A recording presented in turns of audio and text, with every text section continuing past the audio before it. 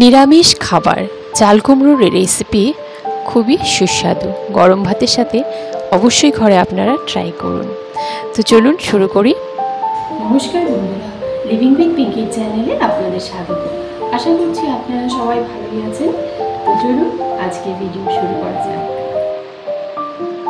এখানে কড়াইতে আমি তেল দিয়ে দিয়েছি, সর্ষের তেল দিয়েছি, আর ফোড়নে দিয়েছি কালো জিরে।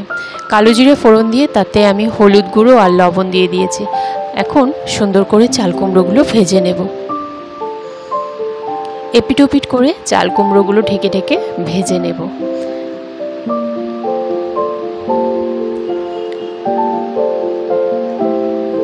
কম আঁচে গ্যাসের আঁচ কম করে নিয়েছি, একদম কম আঁচ করে রান্নাটা করব। দেখুন সুন্দরভাবে ভাজা হয়ে গেছে। এখন আমি এতে একটা মশলা রেডি করে রেখেছি, যেটা আছে সর্ষে, সাদা সর্ষে দিয়ে আর 4টে কাঁচা লঙ্কা আর এক টুকরো আদা, একটা পেস্ট বানিয়ে রেখেছি। তো এখন আমি সুন্দর ভাজা হয়ে গেছে সবজিগুলো। তো এখন আমি এই সর্ষে বাটাটা দিয়ে দেব। সর্ষে বাটা দিয়ে আর অল্প জল অ্যাড করে ঢেকে কিছু সময় সেদ্ধ করে নেব।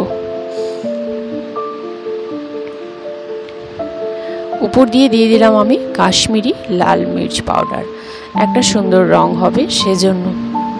মোটামুটি রান্না হয়ে এসেছে।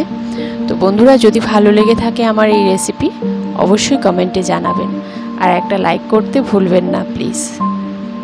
তো রেসিপি কিন্তু রেডি হয়ে গেছে, এরকমই মাখো মাখো টাইপ হবে। স্বাদের জন্য আমি একটু চিনি দিয়ে দিলাম। নিরামিষ খাবারে অল্প চিনি অ্যাড করলে বেশ ভালো লাগে, স্বাদটা ব্যালেন্স হয়। তো দেখুন রেসিপি রেডি হয়ে গেছে। চাল কুমড়োর এই রেসিপি কিন্তু খুব ভালো লাগে। যারা চাল কুমড়ো খেতে পছন্দ করেন না তারা এইভাবে অবশ্যই বানিয়ে দেখবেন। নিরামিষ এই রেসিপি ভালো লাগে ভীষণ। তো কেমন লাগলো এই রেসিপি অবশ্যই কমেন্টে জানাবেন।